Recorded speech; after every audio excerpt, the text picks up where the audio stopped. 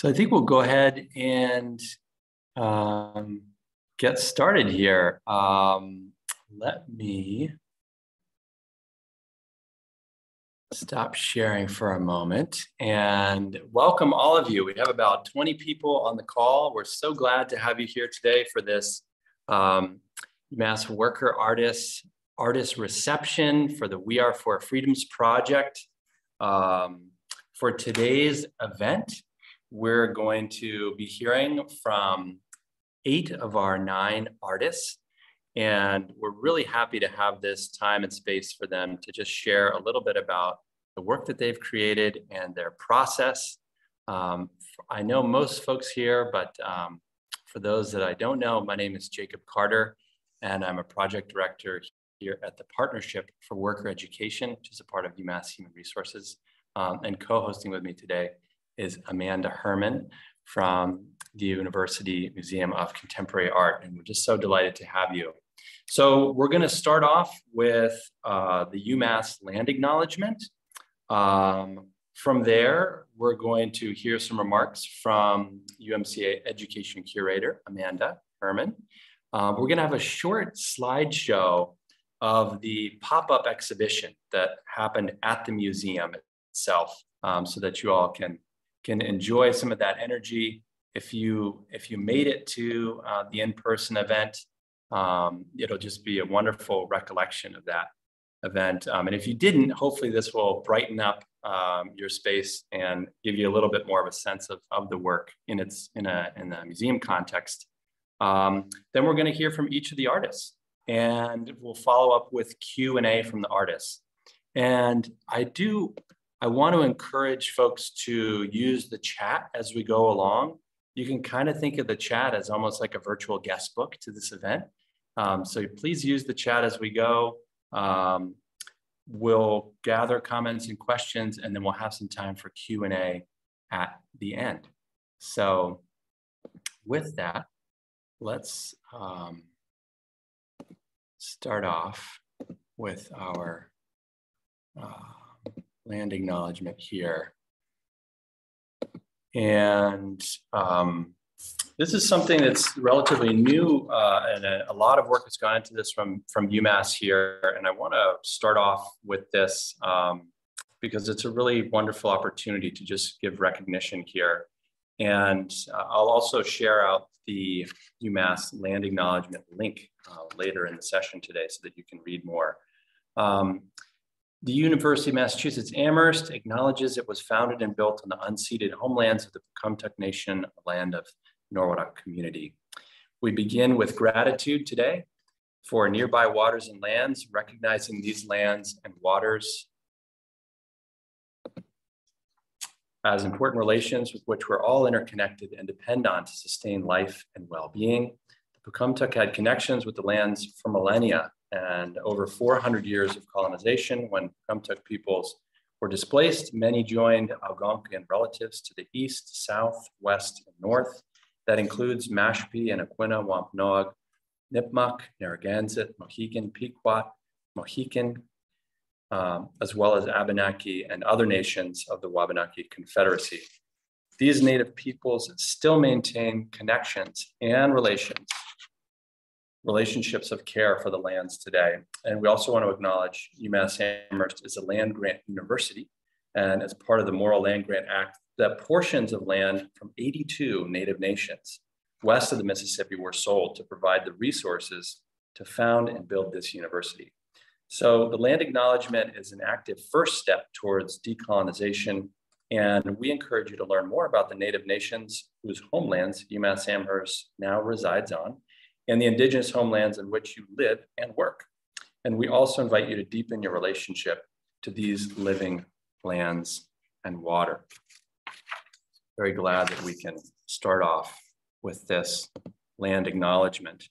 And before I pass it over to Amanda, I just want to reiterate what an honor and privilege it is to be here with all of you today, and that the Worker Artist program within the Partnership for Worker Education and within Building Bridges has been going on for several decades. And it's a wonderful opportunity to bring people together and particularly to elevate the voice and visibility of workers here on campus, underrepresented groups. That includes frontline workers, immigrant workers, second, third, first shift workers, administrative workers, clerks, you name it. So we're just really thrilled to be able to partner in this project with the museum and with Amanda. And I'm going to pass it over to Amanda so that she can tell you a little bit more about the process that we've gone through as a part of this project.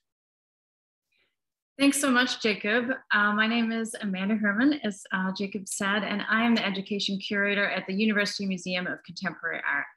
And I'm so excited to be with you all today and to give you a little background to this incredible project that really came out of conversations Jacob and I have been having over the last few years about trying to find a way for the museum and the Partnership for Worker Education to do meaningful work together.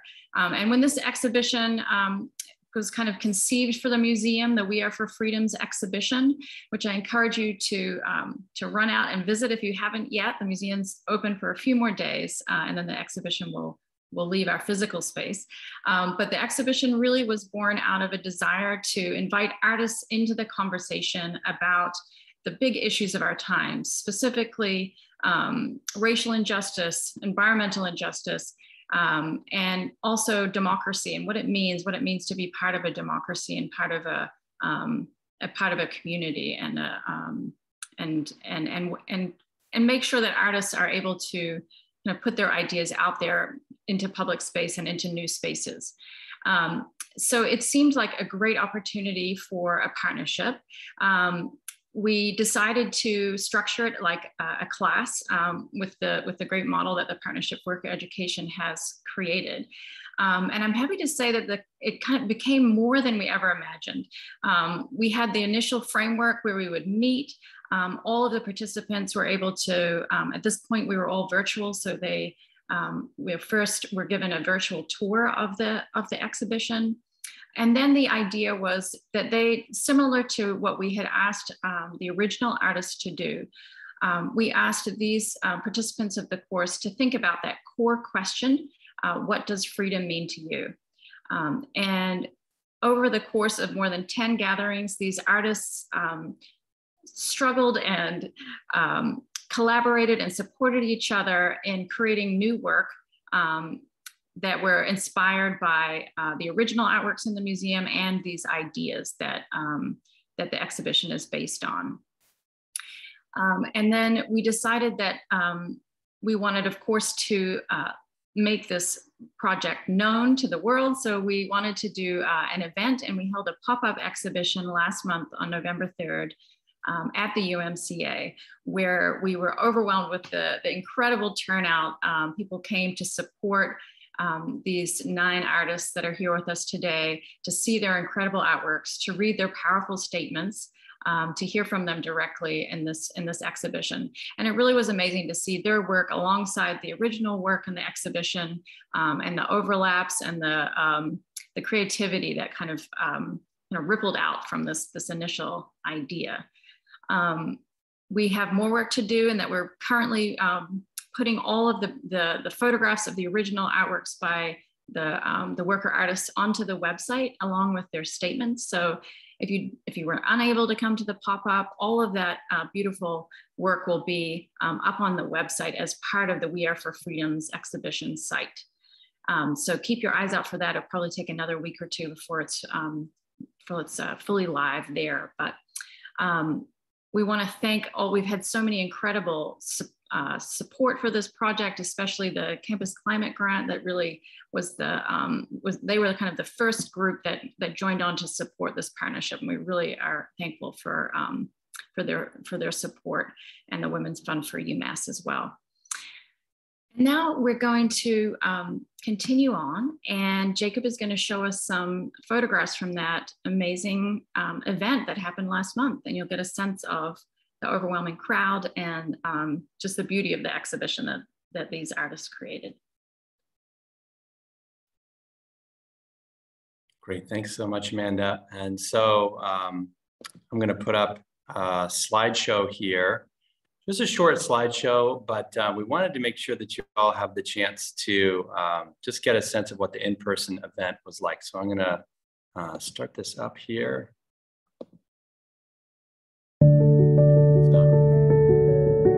Music, so this is where the museum is, in case you haven't been there yet. You really should visit. This on the right here is the poster for the event. This was the day of. You can see that the museum itself and the Fine Arts Center is, of course, placed at this really beautiful spot on campus where the pond meets the land of the building. And the setup itself was really a wonderful contrast and really in conversation with the originally curated pieces here. This is before the people came. And as we opened up, people just kept on arriving. So as Amanda mentioned, we had a really outstanding turnout. We had about 150 people for the reception, here photos, and also just gathering in person, which is something that so many of us have not done for a long time. We kicked off the event with a song outside, sung by Donovan Oss. This is her contribution to the work, to the project. And you can imagine 50 plus people singing that chorus in unison. It's this beautiful backdrop, sunset in the sky. We even had honking along with us. So a lot of energy. And then back inside, people were able to share their work with each other. They were able to connect. We had Representative Dom come and join us. There's a guest book. We were able to give out posters and just a few shots.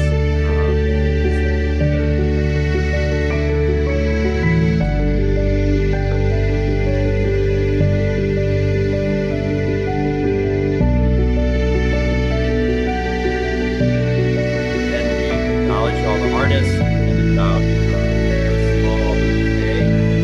And I just want to close with this picture. This is all of the participating artists along with me and Amanda. This is sitting outside. It really captures this wonderful moment together, and really the celebration of artwork and the celebration, kind of the culmination of the We Are for Freedom's work that everyone has been working on so hard for these last 9 months. So hopefully that gives you a little sense of the event. And I'm sorry if you couldn't hear me too well. You probably didn't need to hear anything I was saying, really.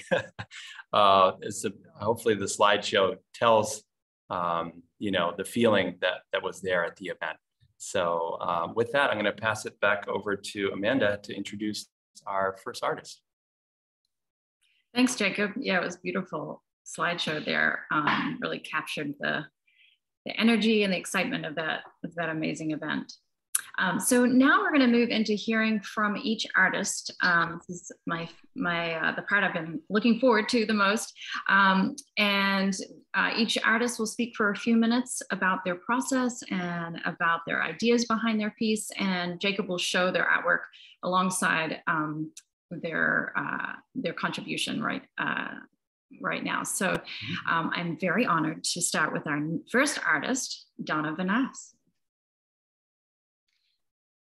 So I would like to start by talking about the inspiration for this project, which was two specific posters that really stood out for me.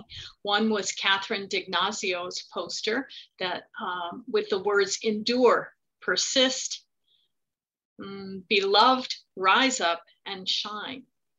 And the other one that really stood out for me was by Imo, and I said it wrong, but Ime's poster of George Floyd.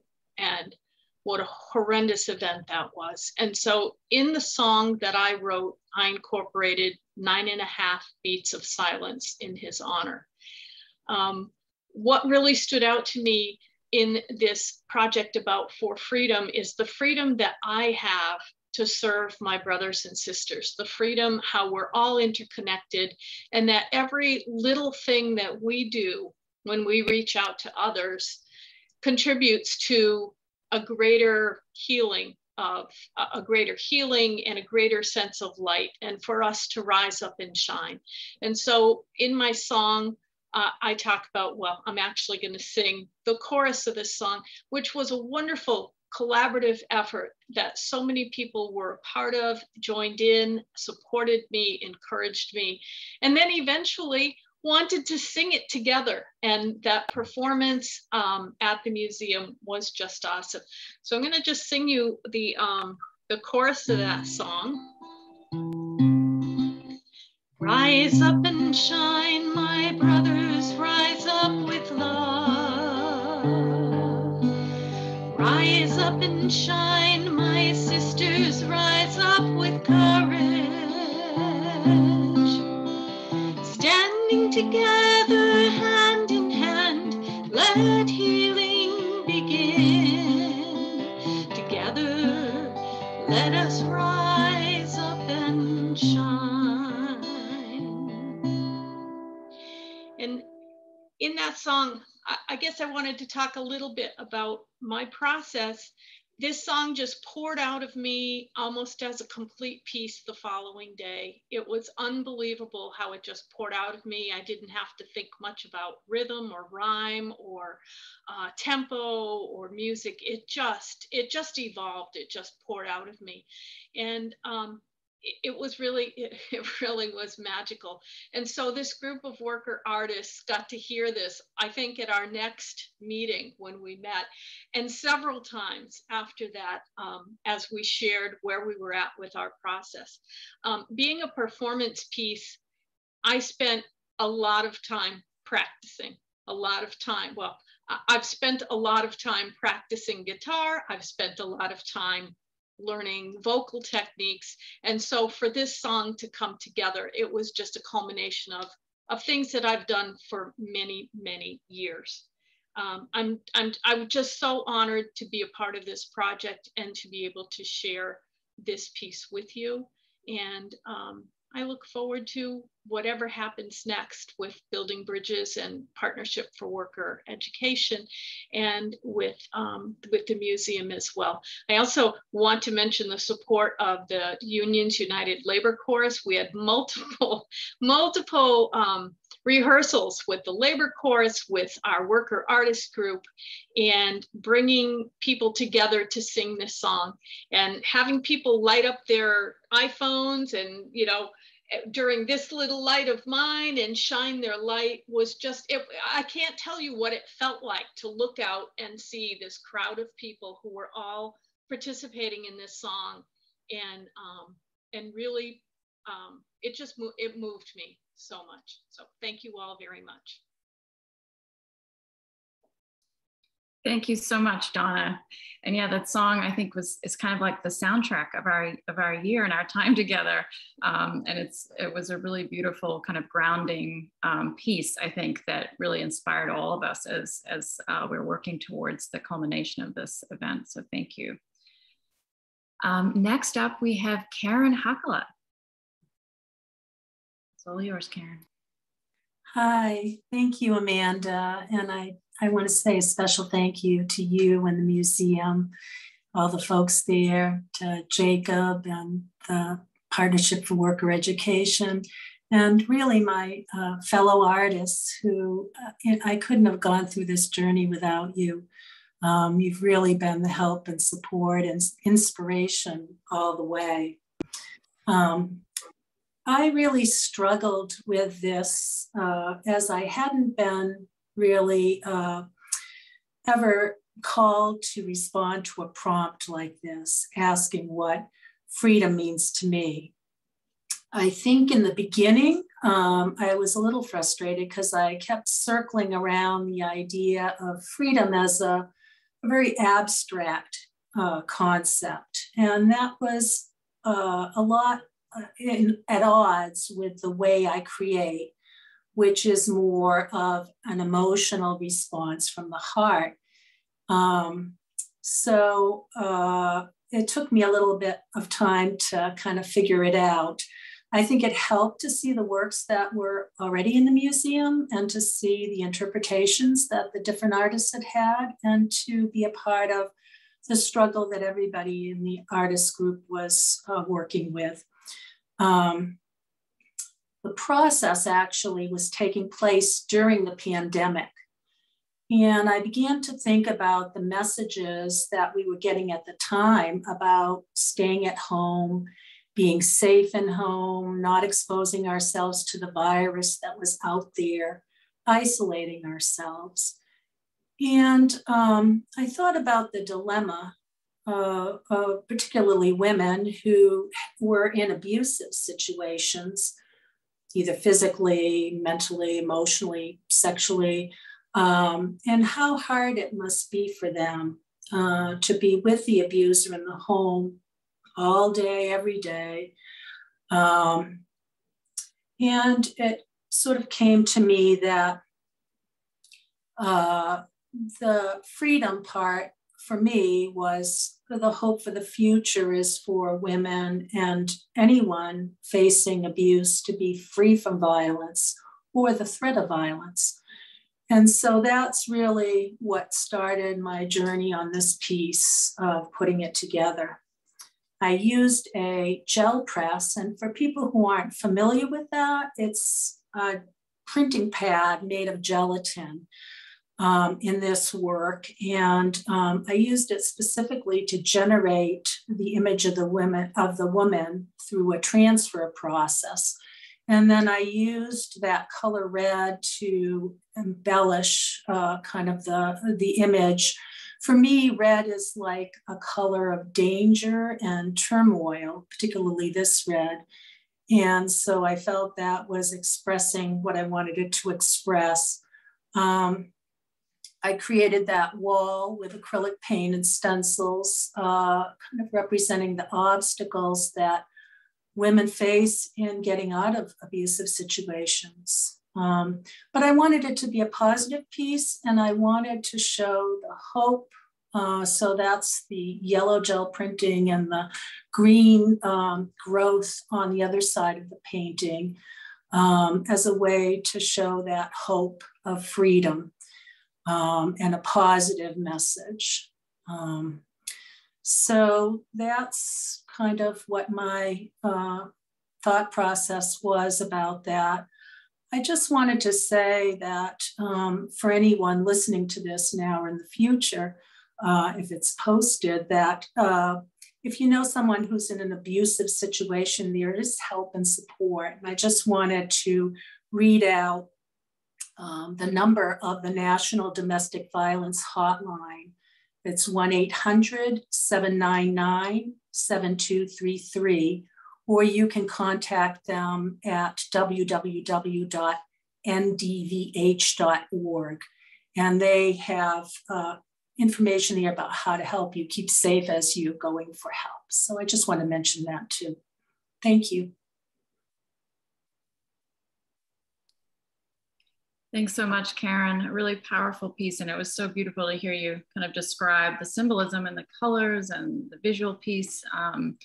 And you also mentioned how important it was to have the other artists around to support you. And I think that was one of the unexpected and special things about this process, is this group really became a great support for each other, a crit group really, that I think benefited each of us in different ways, and definitely supported the artwork, the final artwork that was created, but also created a beautiful community during this tough year for all of us. So thank you for your contribution.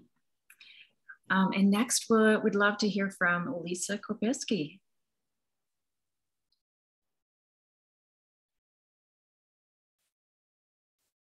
Thank you, Amanda.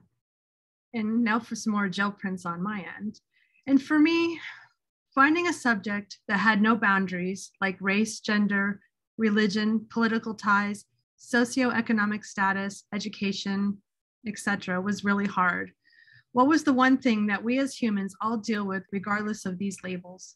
One of them for me was self-limiting beliefs, a belief that we are not as good as the next person. We all struggle with some form of these self-sabotaging thoughts. When we were asked to participate in this project, there were so many negative things happening in the world. It was very hard to think that my opinion even mattered, another self-limiting belief.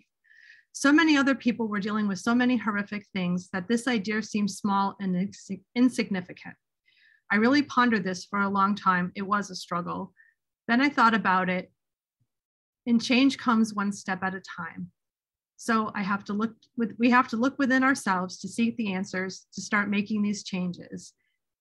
All right, so now I had my idea. How was I going to depict this through my artwork?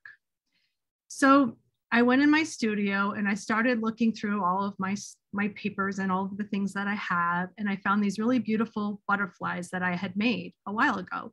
And it got me thinking.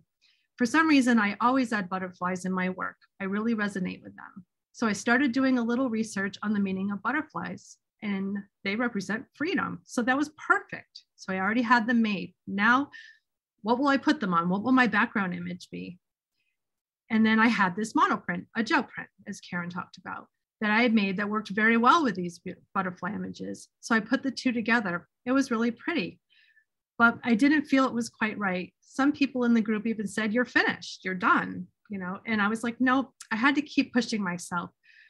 And so I had been making a lot of different collage papers using my gel plate, but hadn't had the courage to create a larger piece of art out of them. I made a lot of collaged greeting cards and tags and smaller items, but that was it. I had this belief that I couldn't do collage on a larger scale, let alone using a wood panel. So many what ifs. What if I messed it up? What if I ruined the wood panel, wasted my beautiful collage papers? Then I would have nothing to show for it. So I had to push myself out of my own self-limiting thoughts and just do it, kind of like Nike says. It was fun, and I really enjoyed the collage process. I just worked with the papers and let them guide me through the process. I ended up with a background that I really loved. Now to add those beautiful butterflies, they didn't work. One of my fellow artists had shared that they don't do well when their art comes before their subject matter. Well, I guess I found this was true for me. So I continued with making my collages and made a butterfly template and collaged over them. I did keep some of the original butterflies, but added them with the new ones. It all seemed to be coming together. I also tend to like to add metal elements in my work as I'm a mixed media artist. And I had this stash of clock parts that I used as the body of the butterflies. I use these a lot. We could get into the whole meaning of using that, but there wasn't any in this project. They are just elements. This entire project was very emotional and had a lot of ups and downs.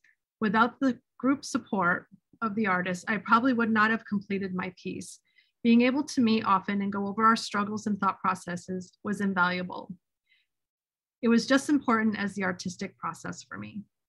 I want to thank Amanda for inviting me to participate in the For Freedoms project, and to Jacob for orchestrating it all. It was truly an honor to participate. I'm sorry I was a little nervous because this really was truly an amazing project, and I thank everyone.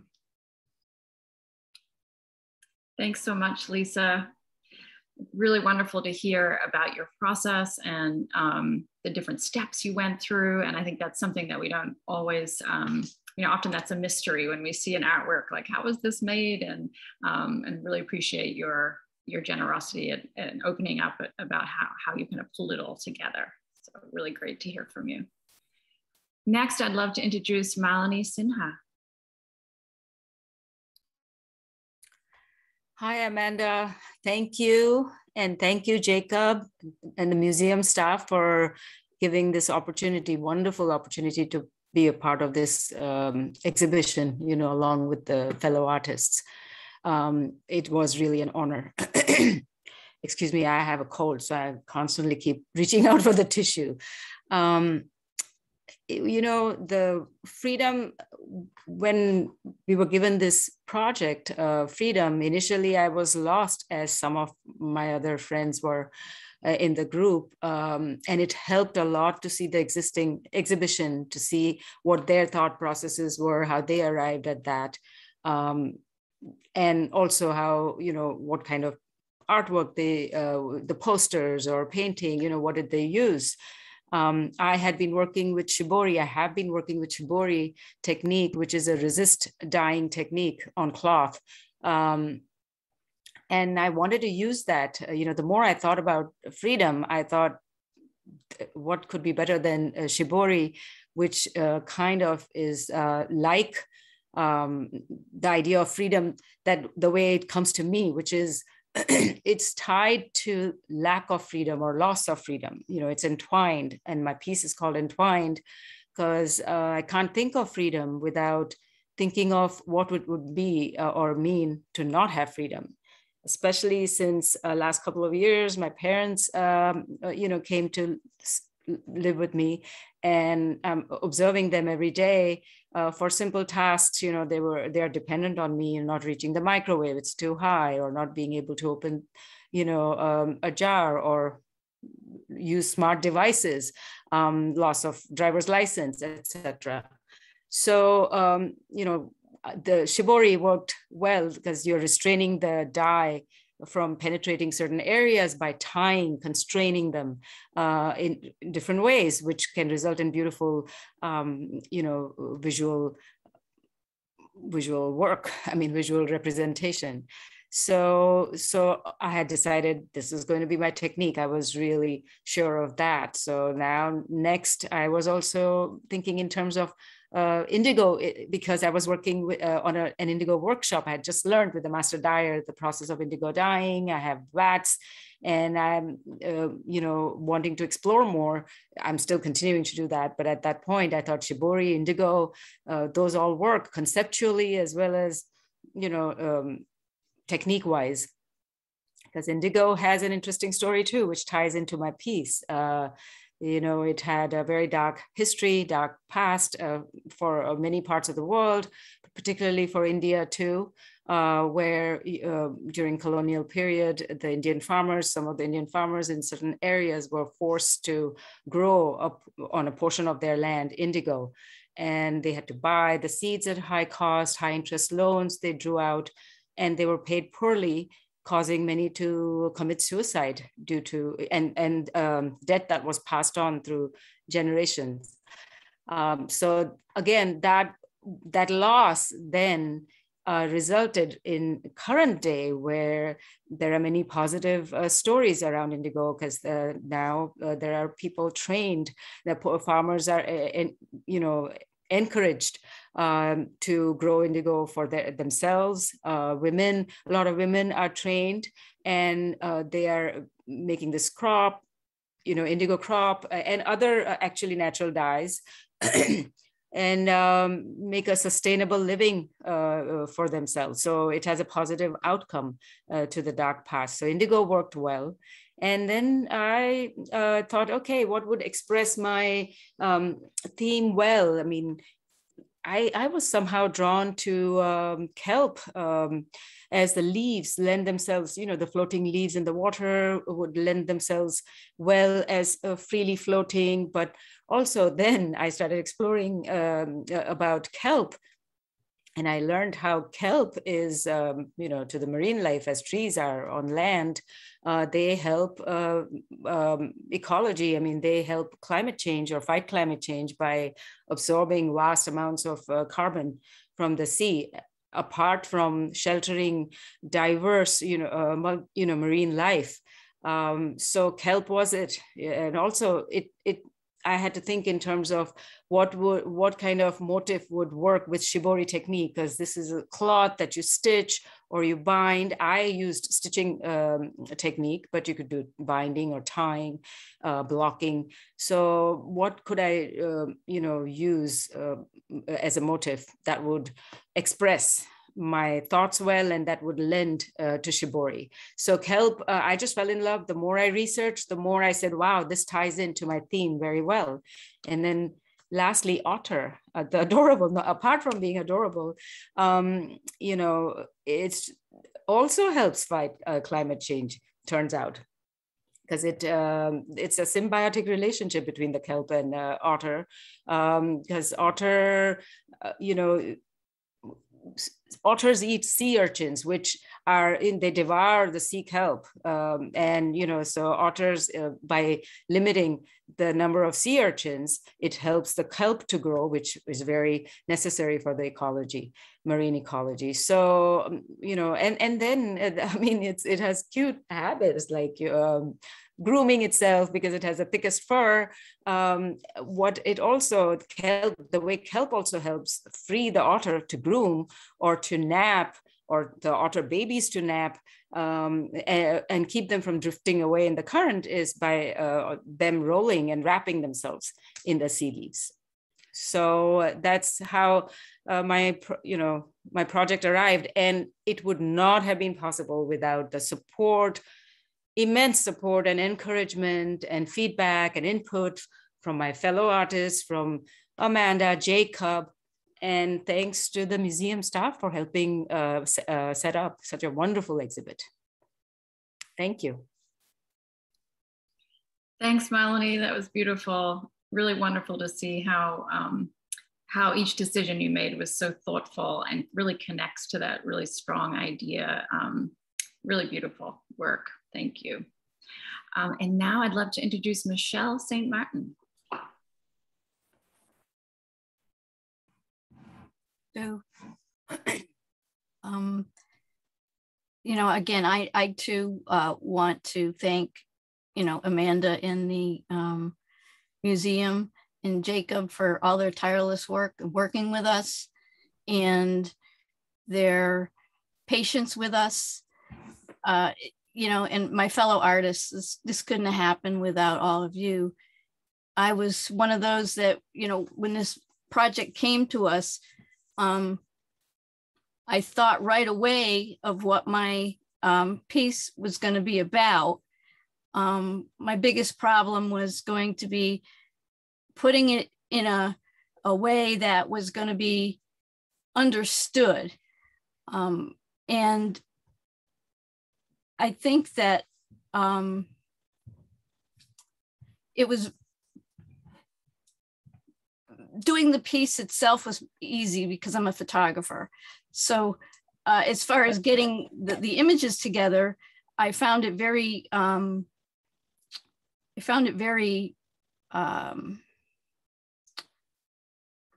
actually it was kind of, I'm flubbing up here a little bit. Jacob, is the piece, there we go. That's gonna help me.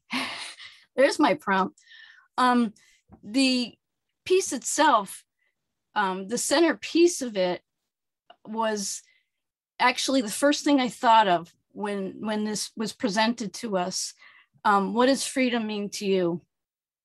And I thought about, my journey and what freedom meant to me. And I spent a lot of years hiding for various reasons, within myself, away from people. And this picture, the center one, is just joy. And I think that's what I wanted to accentuate, is the fact that I could be joyful, I could be myself. My piece's name is being, free to be me. And it put me in a vulnerable spot to do this. But, it's not like any other piece I've ever done. It's very subject oriented, and it had me in it. And usually I'm on the other side of the camera. So to put me as the focus, and what freedom meant to me was very difficult. And that vulnerability that I decided to share with everybody was, it was hard. But I think it was time in my process and in my journey. I think it's just time, and I'm finding that at this point, the process was basically gathering these images. Many obviously are from my life. I took all the photos, and it's really, to me, a celebration. And, somebody had mentioned this, and I never really even gave it much thought. If you look at that center picture, I'm standing and outside this area, and somebody said, well, you're standing outside the box. And that's kind of how I try to live my life today. So to put that into a form that was going to be understood by other people, I felt that even if I helped one person to be their authentic self, that it was going to be worthwhile. The first picture of me standing in my dad's boots, you know, as I think I was like two years old there. If I could have lived my life, my entire life, the way that picture portrays, I think, you know, my life would have probably taken a different turn. But it just took me all of this, you know, like the butterfly, the metamorphosis, to get to the point to where I am today. And it was really it was an awesome project to be involved in. It wasn't easy, but, you know, inspiration comes from a lot of different areas. Mine happened to be my journey. And hopefully my hope is that it might help somebody else to be real and to be their authentic self. Because in this world, it's really hard to do that. It's really, a lot of people don't do that. You know, we as humans try to sometimes be what we're not. And I just want people to see that we can be who we are. And thank you so much, everybody. My fellow artists, I was one of these two that was very difficult. I thought about quitting it, and I am so glad that I kept the course and, you know, followed my heart with this, because it really was a growing experience also. So thank you. Thanks so much, Michelle. Really beautiful and courageous. And yeah, I really commend you. And I think you really led the way for the group of being vulnerable and you know, inviting that into our group discussions, and then being so bold to share that with the wider world. So thank you. Next, I'd love to introduce Sarah Jarman. Hi, yes, well, it's been a great honor, as my colleagues and my fellow artists have shared. So it's been a fabulous experience. So yeah, so for this project, I think my initial response to the prompt, what does freedom mean to you, was to consider obviously the concept of freedoms and maybe some basic freedoms that I've taken for granted over the years. So after some consideration, or much consideration, I decided to focus on the theme of speaking up and the freedom of speech. So I chose the Queen of Swords as my theme for this exhibit. And the Queen of Swords is an archetype for representing truth and honesty, speaking up. So I thought that this would be a perfect, theme, for this particular topic. And the Queen of Swords is often thought to be the fiercest queen in the tarot deck. So that that was a good energy to have, and an energy to help encourage me to speak up and to step into my power. And especially when it comes to speaking up as a bystander, not being passive, having the courage to speak up. So that was the primary theme of my piece. So the artistic process, after I decided on the theme, was to research the subject of birds and feathers, because birds and feathers are often used in tarot decks to symbolize the suit of air, which is the suit of swords. Excuse me. So I began drawing feathers and looking at their construction, looking at the detail and the beauty of feathers. And working on the composition, it seemed a a progression, a natural progression to add some text, and using calligraphy to include hand lettering. I added Queen of Swords in the unsealed style, which seemed to be very apt for this particular piece. So, and then as I was creating the piece, I realized I needed to also add another layer, which was to consider the metaphor of the blade and how sharp or soft it can be. So in addition to the drawing of the feathers and actually including some feathers, some guinea hen feathers in the piece as like a sort of collage, I added some tissue paper to sort of represent the blade and how you can decide whether to speak sharply or to speak softly. It's like a reminder to take care with your words and to take care with how you communicate. So I think the guinea hen feathers that are all over my yard were a huge inspiration initially. So I sort of took that as a starting point and kind of ran with that. But many things inspire me, textiles, architecture, nature. So I think for this theme, obviously nature and the feathers were at the crux of the piece. So I think that's it. It was a great experience, and I have to say, being part of this group was a great honor, and having a shared journey was particularly powerful. Being able to support each other and work through ideas in the initial phases, in particular, but also later on in the process, when we were floundering sometimes. And anyway, so thank you, Amanda. Thank you for the museum, and thank you, Jacob, also for helping to get this going. So. Thanks so much, Sarah. Really lovely to hear you describe your process and the meaning behind your artwork. It's just so beautiful and so wonderful to have that included in the exhibition. Would now love to hear from Shara Denson. Hi, good afternoon, everyone. Thank you for being here. When the question was posed to me about what freedom meant to me, it brought up a lot of things. And I wasn't sure how personal I wanted to delve. And so I did make the decision to make what my piece of art represents is me. So it's very personal. I think that when you look at the piece, it's stained glass.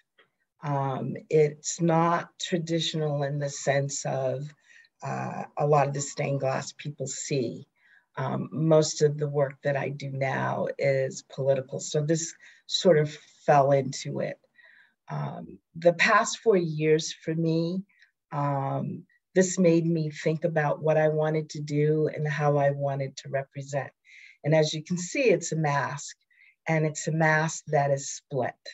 And so it represents two sides of me. And because we are worker artists, I wanted to bring in the workplace for this. For me, it was important. So there's my face at work and my true face. And so when I was looking at the question of what freedom meant, I thought about my life in the Valley, my work life, and how I adapt depending on the situation. And I know others adapt similarly. So I wrote a companion piece that went with the mask that talked about what freedom means to me, and I'd like to read it. It says, freedom is to live without fear for my children's safety.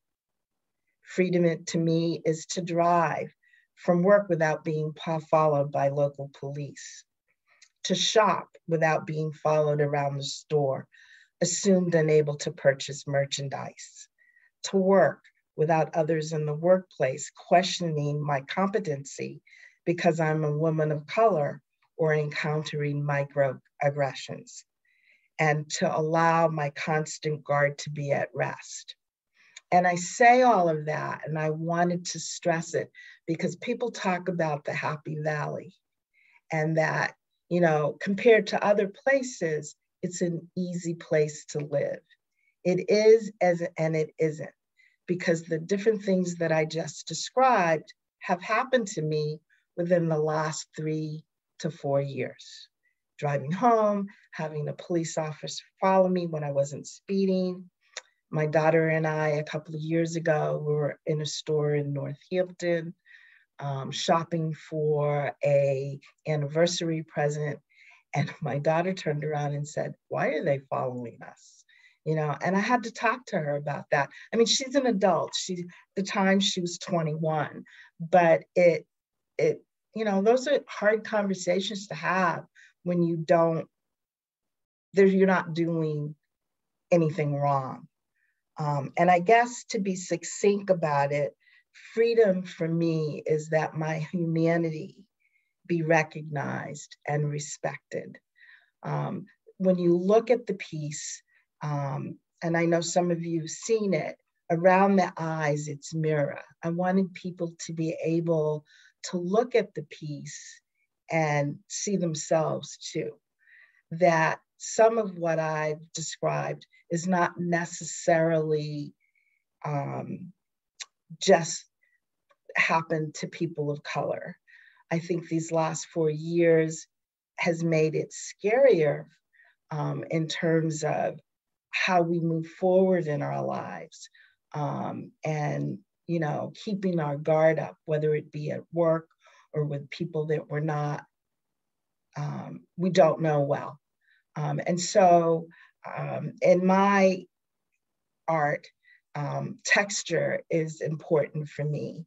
And as you can see, there's different textures through this piece, whether it be textures of color. If you touch the piece, there's textures of the glass. I felt like this truly, out of a lot of what I've done in recent years, this truly reflected me. So I put myself out there for that. I'd like to thank Jacob and Amanda for the opportunity for our work to be seen by others. This has been going on for a couple of years, but I think the question and the process that we all were involved with hit home for all of us. Thank you so much, Shara. That was really, really beautiful to hear.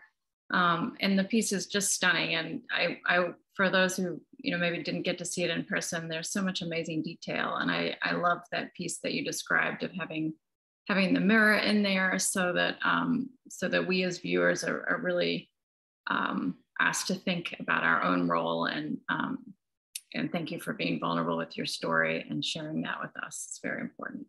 Thank you. Really appreciate it. So we're going to hear from one more artist, and Wayne, and then I am going to read a short statement of the one artist who couldn't be here today. And we're looking at the time. We noticed that we're tight on our 1 p.m. end time, so we're hoping folks can stick around for about 10 more minutes to allow for a short Q&A after we hear from our last artists. If you have to go, we understand, but please know we're going to extend just for 10 more minutes so that we can hopefully get some questions from you all. So without further ado, Wayne Gagnon. Hello, and I'll be working off of my script for all of our benefits. My painting is acrylic on canvas, and it's titled Promise, with a question mark. In it, Lady Liberty emerges from the abyss that is America's dark past. She offers a promise of freedom, liberty, and hope for the future. However, she's cracked and battered and imperfect. Does Lady Liberty live up to her promise? Or has she become a symbol of unfulfilled promises? Can we celebrate our successes as a country and at the same time acknowledge the sins of our dark past that continue into the present? When I was asked to respond to the We Are for Freedoms exhibit, I was at a loss. What do I, a white, cisgender, male artist, have to say about freedom that's always been assumed and taken for granted? I was a child of the 1970s. I grew up in a small, working class, conservative, white New England town. I was a naive kid with a sheltered, nostalgic love for America, the flag, the 4th of July, and the Statue of Liberty. It was easy to be naive in a pre-internet world that didn't have a 24-hour news cycle. It took me decades to awaken to my privilege in this world of discrimination and oppression based on race, gender, gender identity, class, and who we love. Back in the 70s, I had a simple wish for people to just be nice to each other. I feel the same today. Just prior to the project, I was thinking about what it means to be American beyond all the parades and the flag waving and the song singing. I wanted to know who we are, what we are, and what are our strengths and successes? What are our weaknesses and failures? So I already had a starting point, but that didn't mean it was going to be easy. I knew I wanted to incorporate the Statue of Liberty. I started with some raw sketches using some of the symbols I've adopted over the years. A hole in the ground represents an abyss of darkness and despair. A hand represents action, doing, reaching out. A flower represents hope, sharing, prosperity, love. And I really wish I had the time to share how my original sketch transforms through 9 sketches and studies into almost this painting. When I thought I was finished, I looked at the painting and I noticed that it was too hopeful and too optimistic. I needed a touch of reality and I didn't know what to do. After a sleepless night, I made 2 simple changes. I placed the crack on the arm to show that the promise of Lady Liberty is far from perfect. I changed the title to be a question rather than a statement because it's not for me to declare that the Statue of Liberty has lived up to her promise. And the daisy, of course, I wanted to incorporate that because I can declare that I truly want to be hopeful for the future. This was a wonderful, wonderful experience. And I thank Jacob and Amanda and this group for this amazing ride. So thank you all so much. Thank you so much, Wayne. I know we all really relied on you as our as a sounding board and just really appreciate your honesty and your journey through this whole time, this whole process, and really appreciate you. The last artist is Barbara Hastings. Although she cannot be with us in person today, I'm gonna read aloud her short statement and Jacob's gonna show her piece on the screen. Her artwork is called 7 Generations of Hope, and it's made of alpaca, naturally dyed wool, and felt.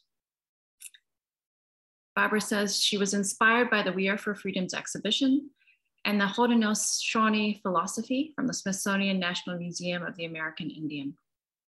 She states, "My notion of freedom is a collective responsibility, a responsibility to each other to change hearts and minds with each new generation. To promote, protect, and attain freedom for all is overwhelming, heartbreaking, and few words can adequately describe the disparity, struggle, pain, and sacrifice. Yet our responsibility does not end with one person, one family, one community, one country. Rather, we move forward within our lifetimes for the next generation to continue." I chose the mandala for my project as a guiding principle of meditative transformation and enlightenment, to bring together the 7 generations of hope represented in the 7 feathers of freedom. As with the notion of freedom, a mandala can have different meanings for everyone. However, the meditative focus within helps to connect us to each other. Our hope for freedom is within the bright new generations ahead.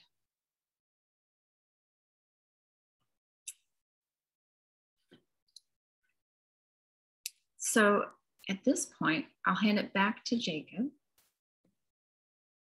Wonderful. Thanks, Amanda. Thank you all so much. It's It's wonderful to hear from everyone about your work, about your process, about the research and the struggle and the ongoing commitment to each other, the feedback that you gave each other.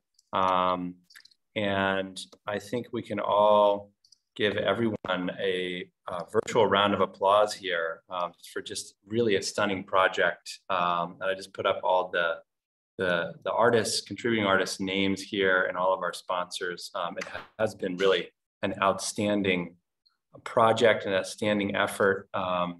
And just really an example of, the possibility of building community around the idea of creative expression, and then also in collaboration in this kind of really new type of collaboration. So we appreciate everyone for joining, and we will stick around for another 10 minutes or so just to do Q&A. We completely understand if folks have to leave, but this is such a great opportunity for sharing. So I will pass it over to Amanda. Let's see, I'll allow people to start their videos as well. If you want to turn on your video, you're welcome to do that. And if folks have comments or questions, you can pop them in the chat. Otherwise, Amanda, do you want to share questions that we had talked about or share reflections? Sure, yeah. I think one of the questions that I had that I thought maybe we could start off with was how I've been curious as you've gone through this whole process, how has it influenced you in your creative practice going forward? So now that you've completed this big year-long project, what's happening with your creative practice now, and how do you feel like this experience impacted you? And anyone can answer. We could just hear from a few folks and then move on to another question. Whoever would like to go. Hi, I'll dive in, Amanda, to that question. So I think the one thing that this kind of reinforced was you have to have tenacity. You got to have discipline and stick with something. I think it's too easy to give up and to shelve a project. So it's reminded me that it's a good discipline to stick with something, take a project from a different angle, to revisit it with fresh eyes, and to not give up. If you think about all these famous artists, everybody just plugged away in their studios. You just had to sort of do it. So anyway, that's my take on that question.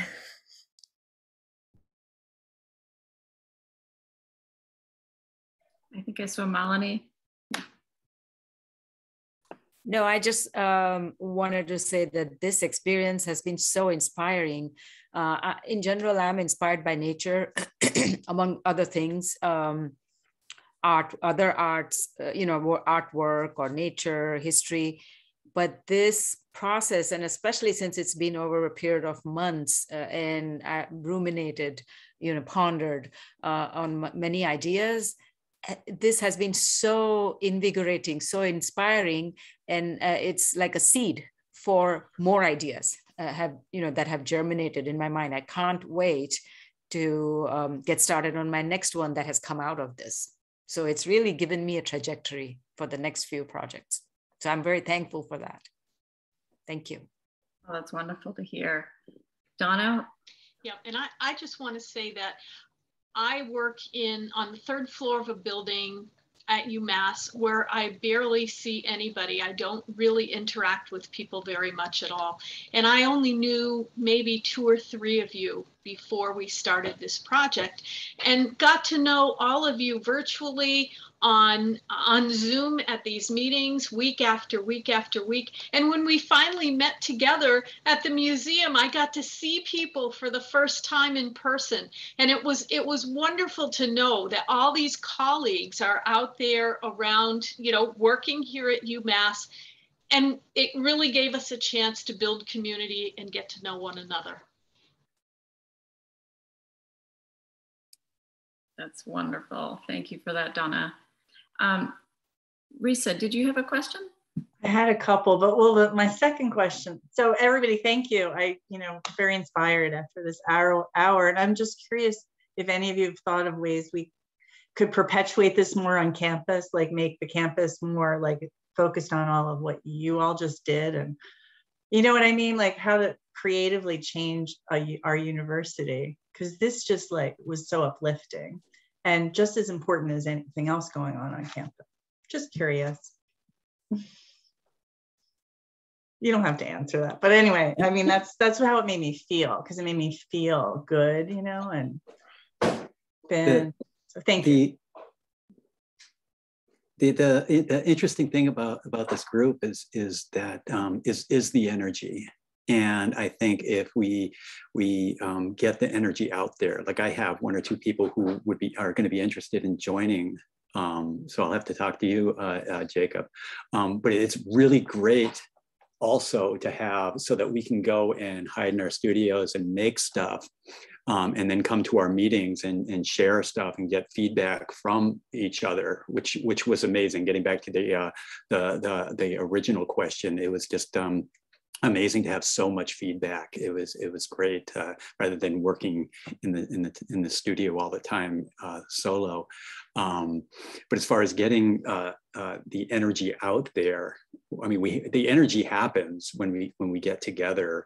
It's people like Jacob and Joe and Amanda that have their medium is the media, and they keep things out there for us.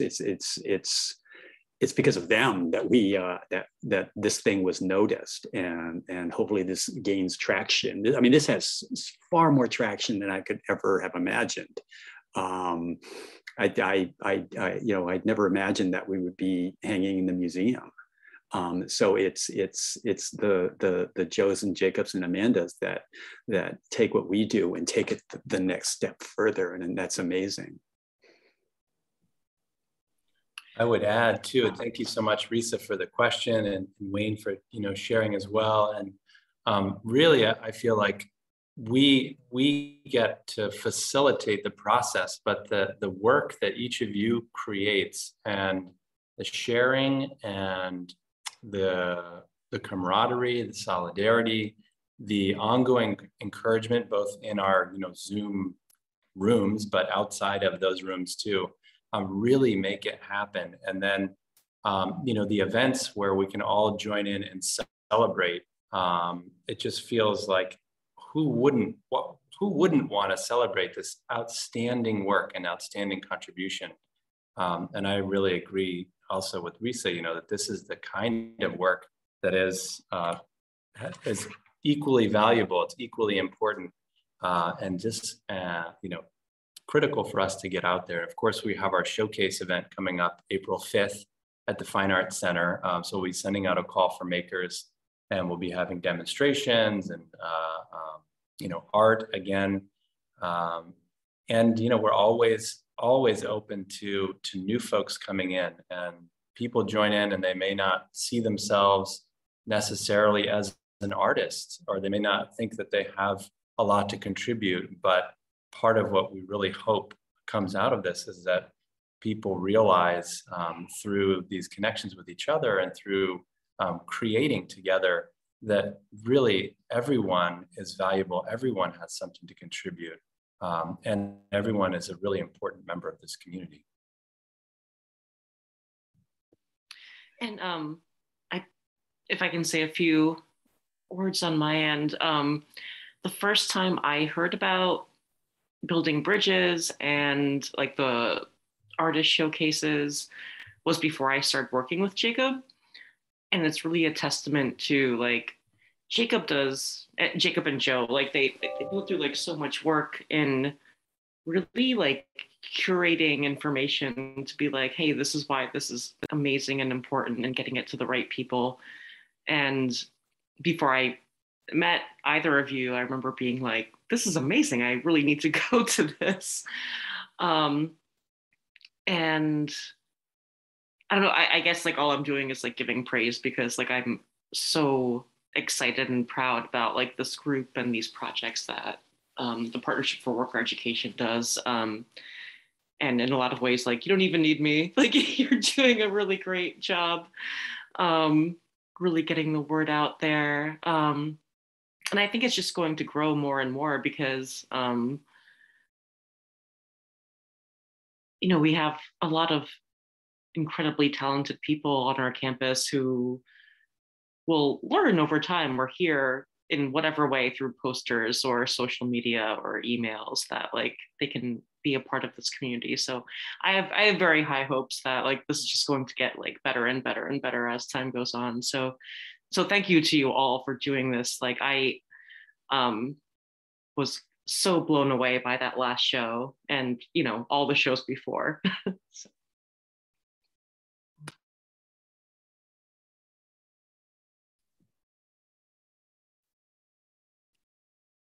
Thanks, Eva. Sorry, I think Jacob and I are wondering who's going to talk next. That was really lovely to hear that, and to have your support. And I do know that that you're definitely needed, and your help with all of the prep and the documentation and pulling it all together, it has been so fantastic. It's been great to have you on board as part of this.